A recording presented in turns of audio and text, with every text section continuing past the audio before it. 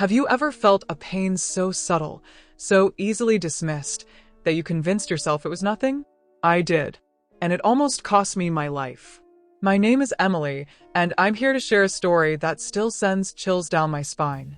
It's a story about the day I mistook a heart attack for everyday pain and the terrifying journey that followed. I'm sharing this because I want you to know the signs, to listen to your body, and to never make the deadly mistake I did. This isn't just my story. It's a warning, a plea, and a lesson wrapped in the horror of what could have been. So sit back, listen closely, and remember, sometimes the scariest things are the ones we can't see coming. It was a crisp autumn morning, the kind where the air smells like damp leaves and distant wood smoke. I woke up feeling off. There was a tightness in my chest, like an invisible hand pressing down, but I shrugged it off as indigestion from last night's dinner. Maybe I shouldn't have had that extra slice of pie, I thought, chuckling to myself. I was 62 after all. Aches and pains were part of the package, right? But as I brushed my teeth, a strange sensation crept up my left arm, a dull ache that felt like it was crawling under my skin. I paused, staring at my reflection in the mirror. My face looked pale, almost ghostly, and a bead of sweat trickled down my temple despite the coolness of the bathroom. "You're fine, Emily," I whispered to myself. "It's just stress. You've got too much on your plate." I had a busy day ahead. Errands, a coffee date with my daughter, and a mountain of paperwork waiting for me at home. No time to dwell on silly discomforts. So, I popped an antacid, threw on my favorite sweater, and headed out the door. The tightness lingered as I drove to the grocery store, a constant companion that refused to be ignored.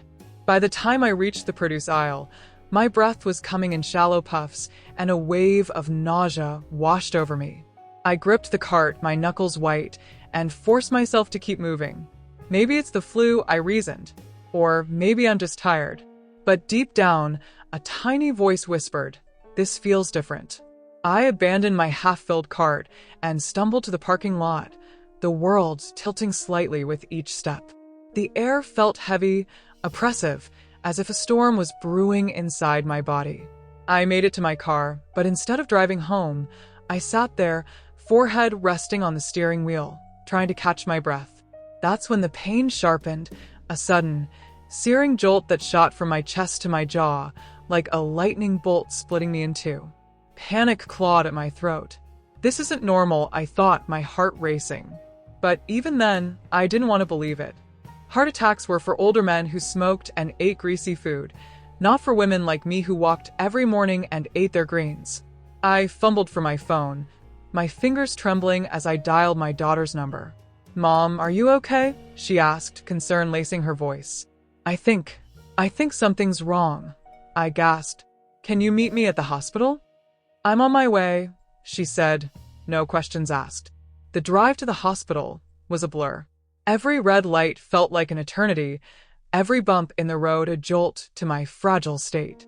The pain ebbed and flowed, a cruel tide that left me drenched in sweat. By the time I pulled into the emergency room parking lot, I could barely stand.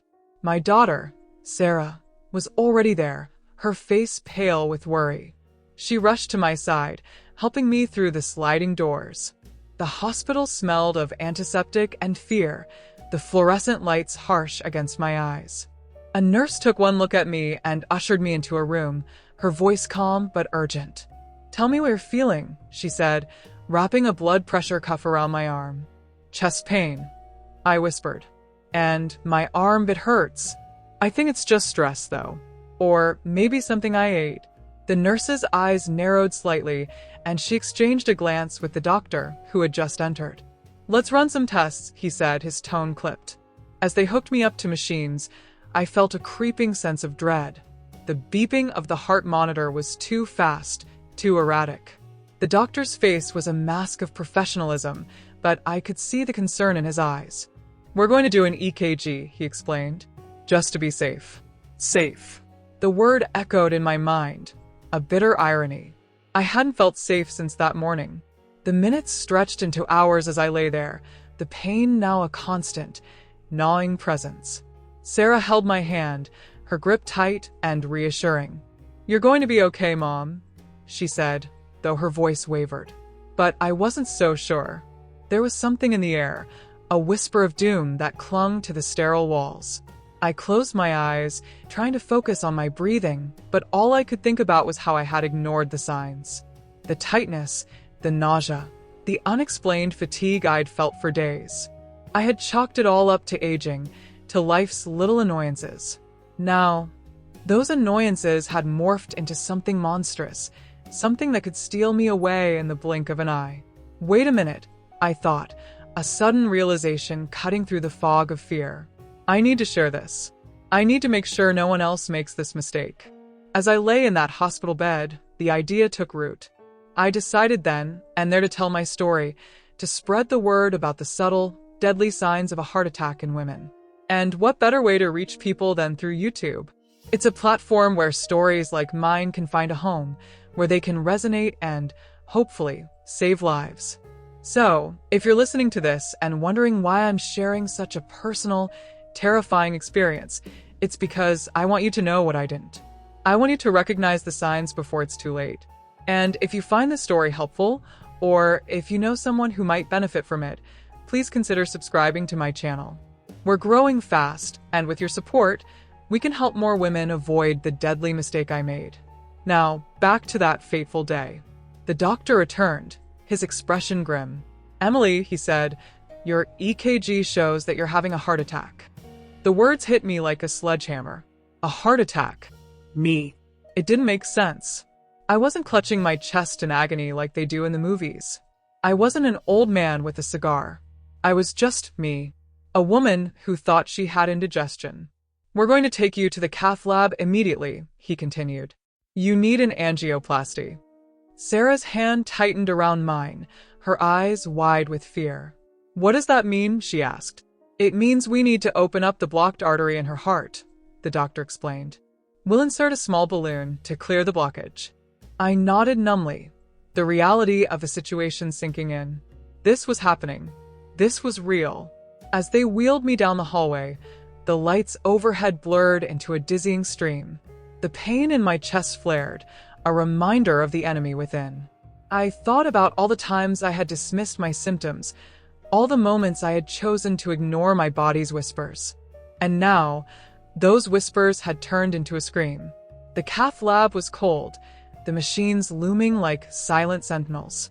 The medical team moved with practiced efficiency, their voices a low hum in the background. I felt a prick in my arm, and then a strange warmth spread through my body as the sedative took hold. The world softened, the edges blurring, but the fear remained, a sharp, insistent presence. I don't remember much after that. There were voices, the clink of instruments, the steady beep of the heart monitor. At some point, I drifted into a restless sleep, haunted by dreams of shadows and whispers, of a darkness that threatened to swallow me whole. When I woke, I was in a different room, the soft glow of dawn filtering through the window. Sarah was asleep in the chair beside me, her hand still clutching mine. I felt weak, drained, but alive.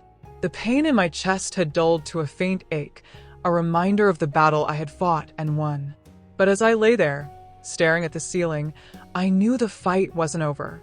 I had been given a second chance, a gift that not everyone receives. And with that gift came a responsibility to share my story, to educate others, to make sure that no woman ever dismisses her symptoms the way I did. Make me a SEO YouTube title for women age around 60 plus.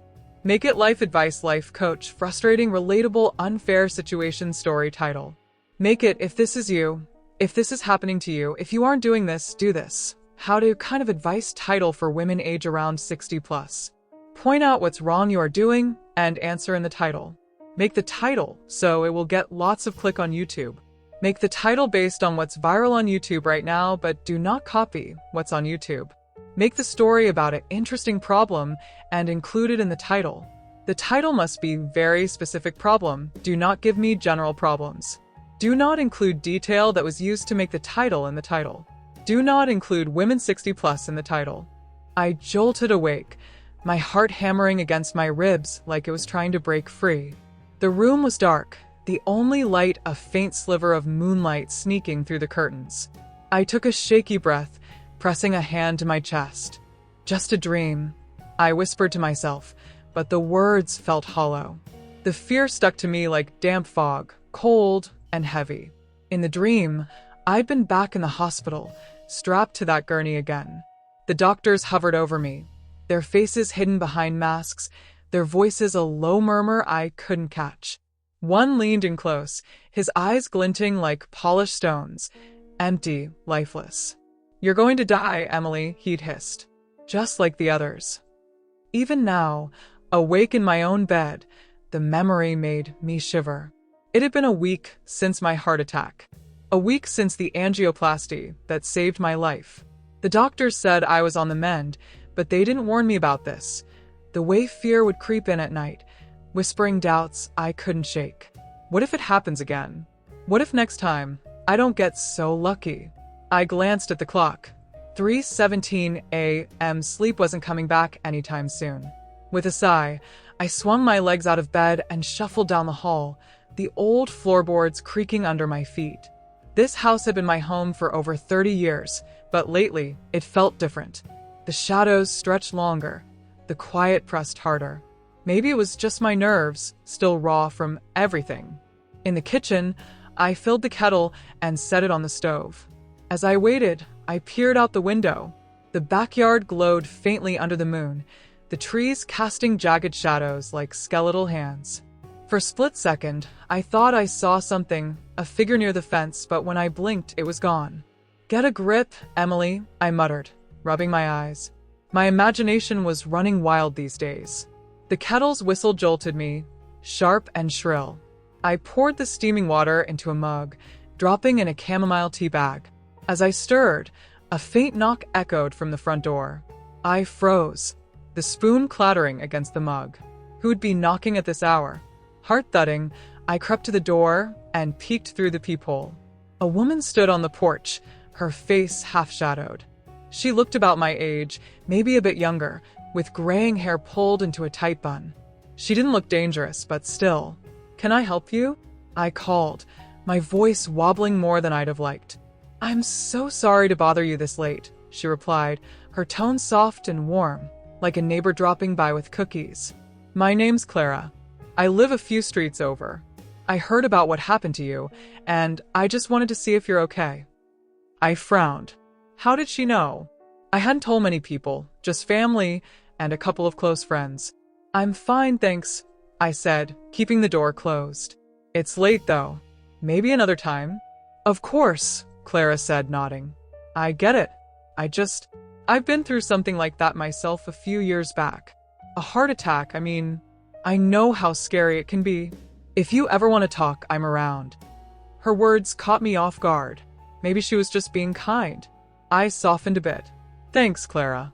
That's really sweet of you." She paused, then leaned closer to the door, her voice dropping low. "Just be careful, Emily. Not everything is as it seems." Before I could ask what she meant, she turned and melted into the darkness. I stood there, staring through the peephole at the empty porch, my mind spinning. Was that a warning? A threat? Or just a strange attempt at comfort? I locked the door tight and shuffled back to the kitchen. My tea was cold now, so I dumped it down the sink and headed back to bed. But Clara's words stuck with me, looping through my thoughts like a scratched record. Sleep didn't come easy that night. Morning brought sunlight and birdsong, chasing away some of the unease. I almost convinced myself Clara's visit was a dream, but it felt too real. The knock, her voice, that odd warning. To shake it off, I decided to work on my YouTube channel. It's something I started a few months back, sharing little stories and bits of life advice. After the heart attack, though, it's taken on new meaning. I want to tell people, especially women, what I went through so they don't make the same mistake I did. I set up my camera in the living room, the morning light streaming in just right. "Hey everyone, Emily here," I began, smiling at the lens like it was an old friend. "Today's a bit personal. A week ago, I had a heart attack. I thought it was just indigestion or stress, nothing serious. I was wrong, and I almost paid the ultimate price. I'm sharing this because we need to know the signs, folks. For women, it's not always the dramatic chest clutching you see in movies. It can be subtle, sneaky.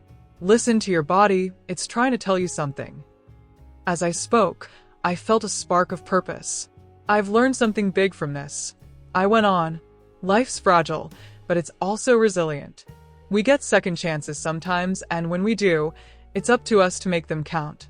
If this video helps even one of you, it's worth it.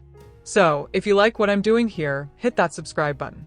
Let's grow this little community and spread the word together. I wrapped up, edited the video, and uploaded it. Watching the views tick up, slowly but surely, gave me a tiny boost. Maybe my scare could do some good after all. But Clara lingered in my mind. I asked a few neighbors about her later that day, describing the woman who'd shown up at my door. No one knew her. Clara? A few streets over? Doesn't ring a bell, they'd say, shrugging. It didn't add up. That evening, as I chopped veggies for dinner, my daughter Sarah called. "Hey Mom, saw your video. Amazing job. How are you holding up?" "Better, thanks," I said, smiling at her voice. Still rattled, but I'm okay. We chatted and I mentioned Clara. Sarah's tone shifted. "That's weird, Mom. Showing up at 3 a.m.? Be careful, okay? Want me to come stay for a bit?" "Nah, I'm good," I assured her. Probably just my jumpy nerves making it a bigger deal than it is.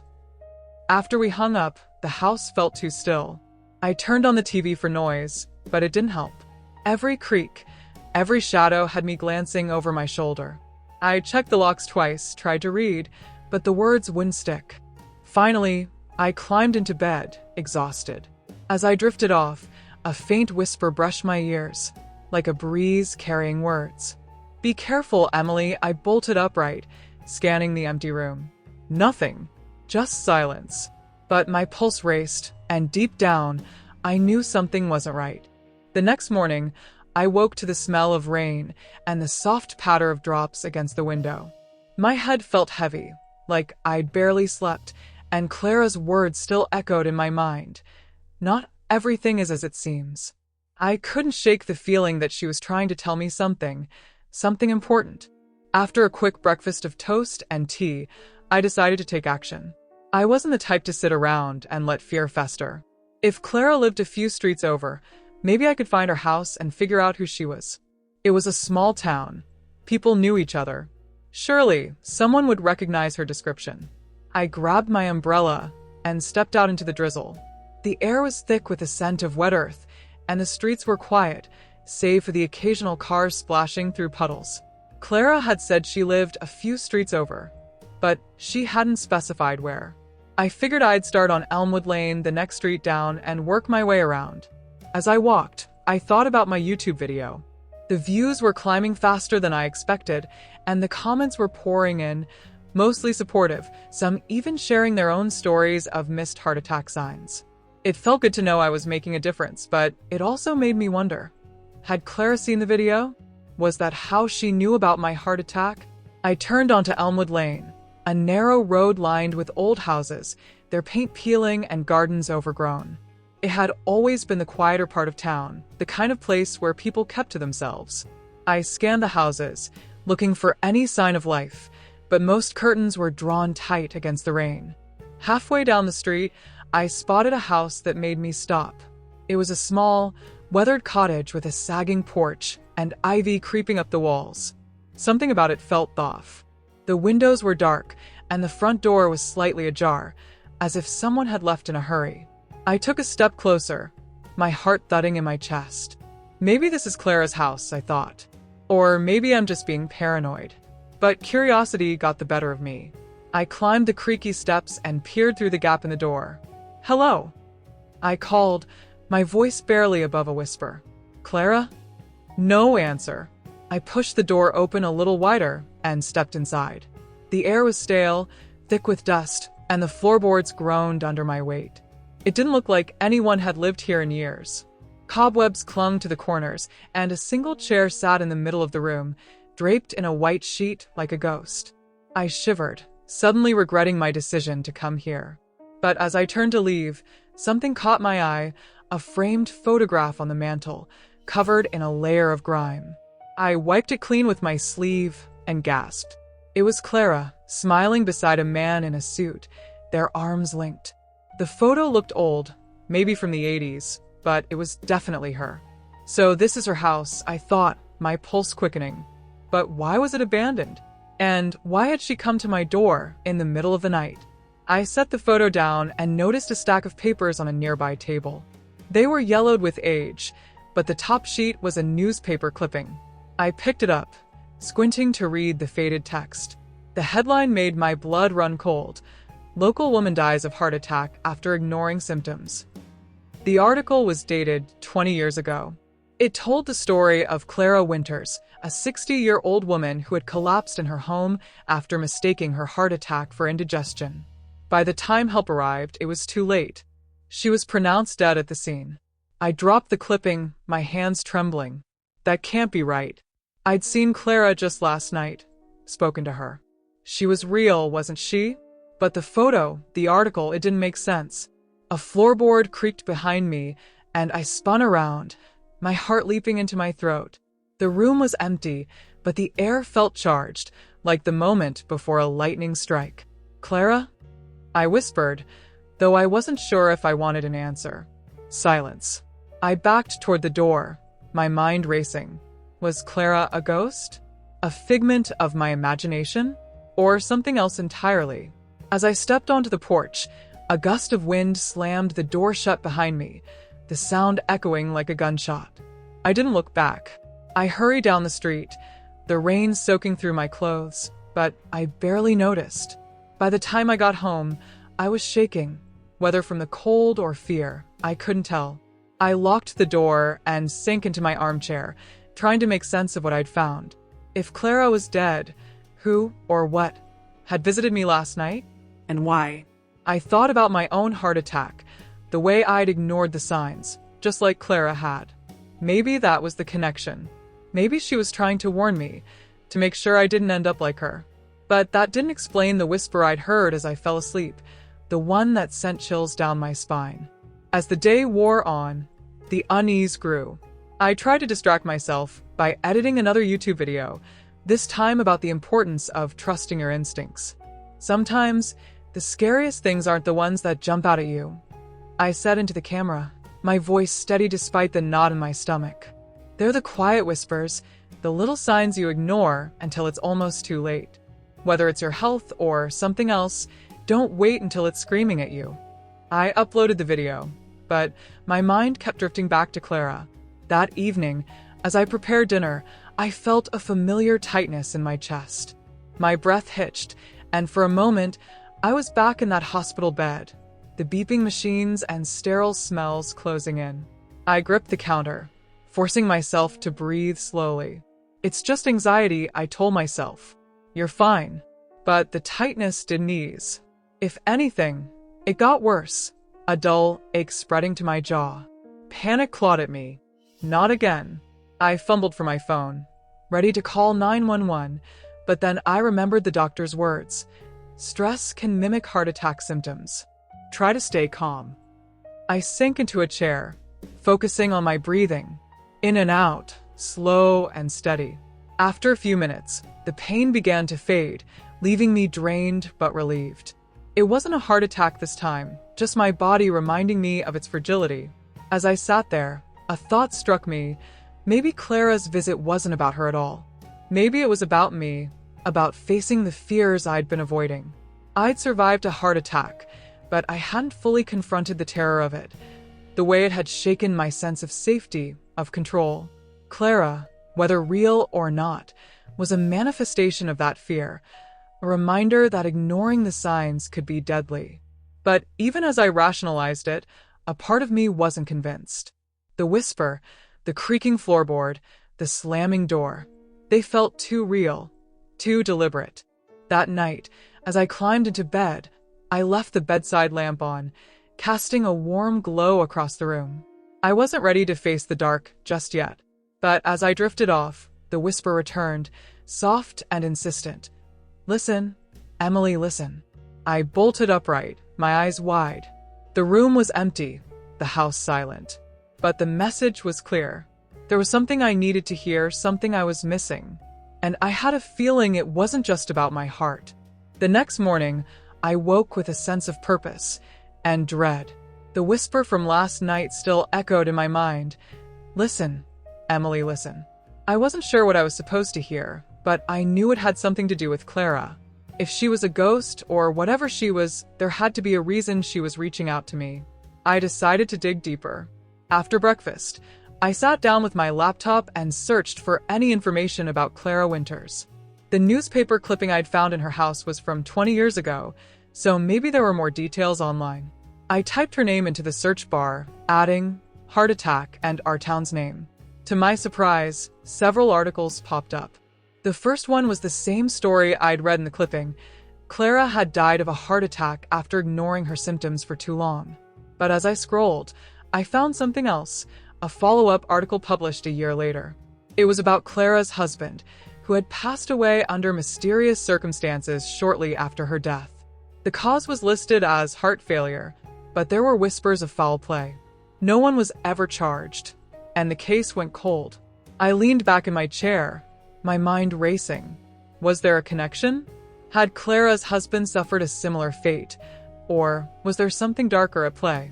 And why was Clara, or her spirit, warning me now? As I pondered this, a familiar tightness gripped my chest. My breath hitched, and I froze, fear flooding my veins. Not again. I pressed a hand to my heart, willing it to calm down. The pain was faint, more of a whisper than a scream, but it was enough to send me into a panic. I grabbed my phone, ready to dial 911, but then I remembered the doctor's advice. Stress can mimic heart attack symptoms. Try to stay calm. I closed my eyes and focused on my breathing, counting each inhale and exhale. Slowly, the tightness eased, leaving me shaky but relieved. It wasn't a heart attack, just my body's way of reminding me that I wasn't out of the woods yet. I had to take care of myself, both physically and mentally. But the line between reality and something else was starting to blur. The whispers, the shadows, the strange encounters, it all felt too real to dismiss as stress. I needed answers, and I needed them soon. That afternoon, I decided to visit the town library. If anyone had information about Clara and her husband, it would be there. The library was a small, cozy building with rows of dusty books and a faint smell of old paper. Mrs. Jenkins, the librarian, greeted me with a warm smile. She was in her 70s, with a sharp mind and a love for local history. "Emily, dear, how are you feeling?" she asked, her eyes twinkling behind her glasses. "Better, thanks," I said, forcing a smile. "Actually, I was hoping you could help me with something. I'm looking for information about a woman named Clara Winters. She lived here about 20 years ago." Mrs. Jenkins's smile faded slightly. "Clara Winters, yes, I remember her. Such a tragic story. She passed away from a heart attack, didn't she?" I nodded. I found an old article about her and another one about her husband. He died a year later under mysterious circumstances. "Do you know anything about that?" She hesitated, glancing around as if to make sure we were alone. "There were rumors," she said quietly. "Some folks thought Clara's death wasn't just a heart attack. They said she'd been acting strange in the weeks leading up to it, talking about seeing things, hearing voices. Her husband was the same way before he died. People whispered about a curse or something supernatural, but I never put much stock in that." A chill ran down my spine. "What kind of things did she see?" Mrs. Jenkins shrugged. "Shadows, mostly. She'd tell people the walls were whispering to her, warning her about something. But everyone chalked it up to stress or grief. She'd lost her sister a few months before, you see." I swallowed hard. Did she ever mention what the whispers were saying? Not that I recall. "But it was all just talk, Emily." You know how small towns are. People love a good ghost story. I thanked her and left, my mind spinning. Shadows, whispers, warnings, it was all too familiar. Was I experiencing the same thing Clara had? And if so, what did it mean? That evening, as I sat in my living room, the house felt different. The walls seemed to hum with a strange energy, and the shadows stretched longer than usual. I tried to ignore it, focusing on my breathing exercises, but the unease wouldn't leave me. Suddenly, a faint whisper brushed past my ear, so soft I almost missed it. "It's coming." I jumped up, my heart pounding. "Who's there?" I called, though I knew no one was in the house. The whisper came again, this time from the hallway. "Listen, listen." I followed the sound, my pulse racing. The hallway was dark, the air thick with tension. At the end of it, my bedroom door stood slightly ajar. I pushed it open, and my breath caught in my throat. Clara stood by the window, her form translucent, her eyes hollow.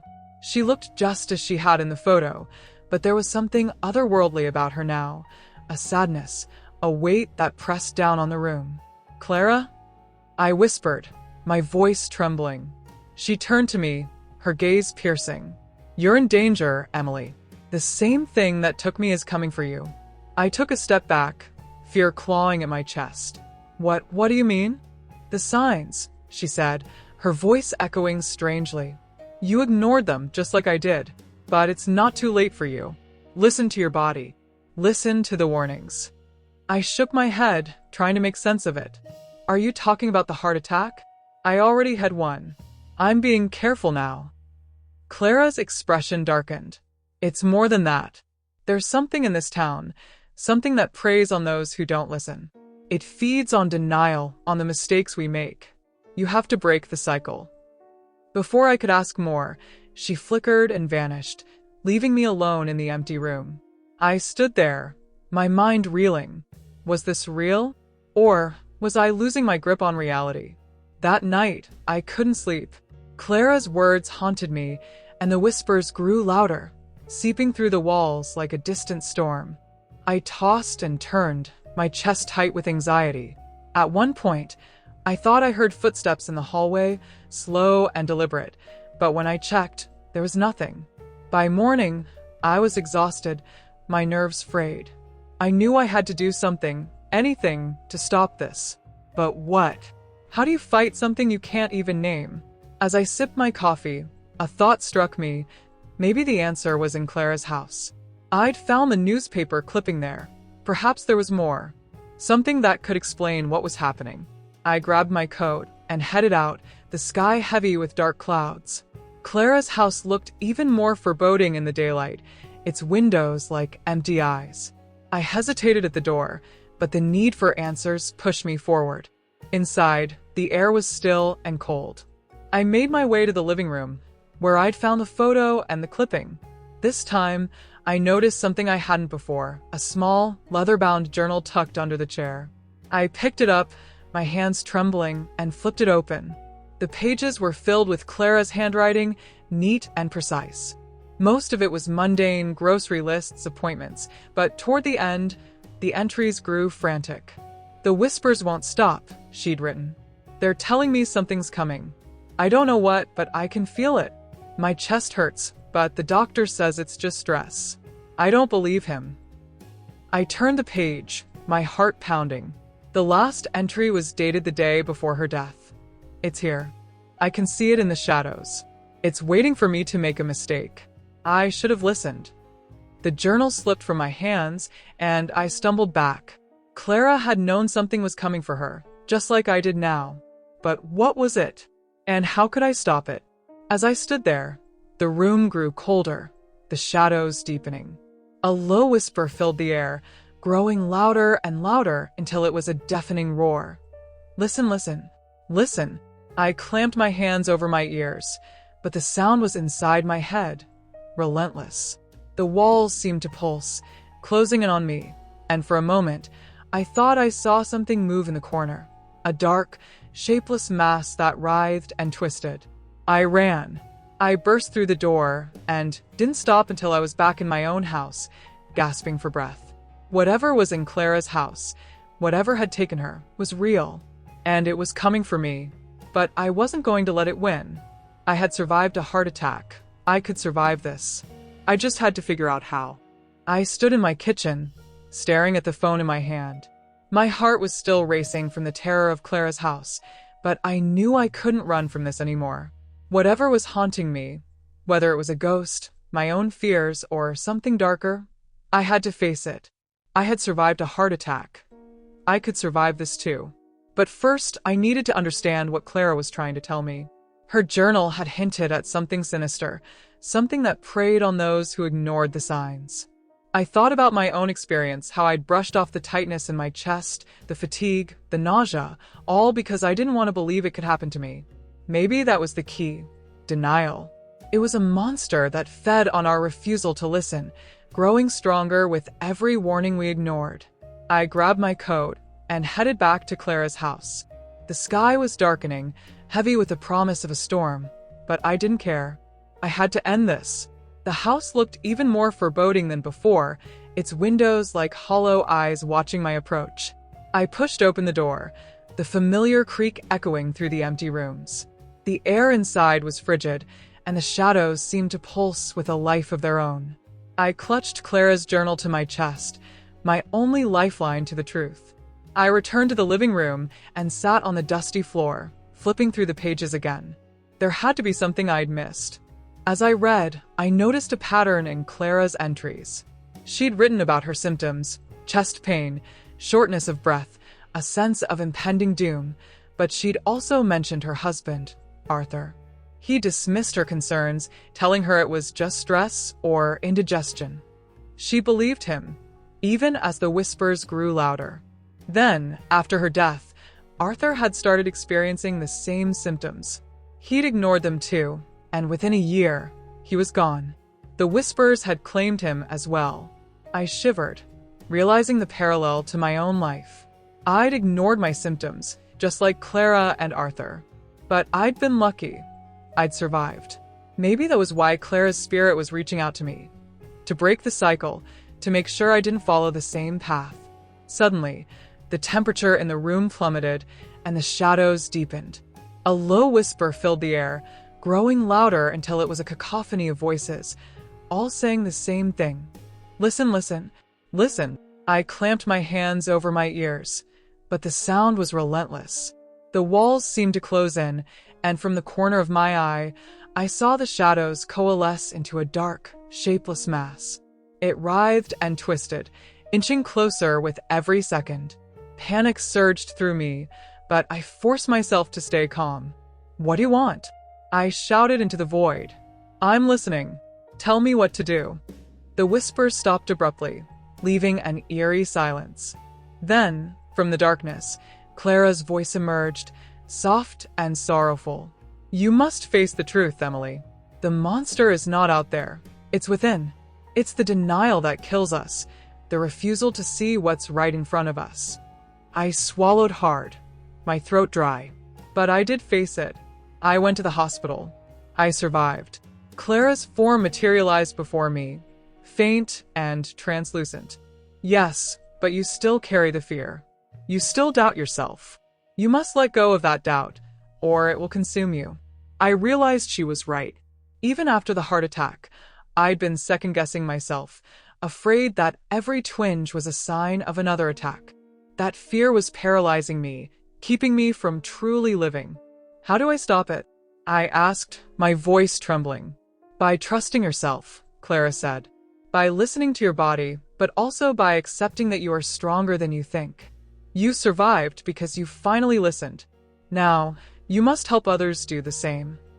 The dark mass in the corner began to shrink, retreating as Clara's words sank in. I took a deep breath, feeling a weight lift from my shoulders. I understand, I whispered. I won't let fear control me anymore.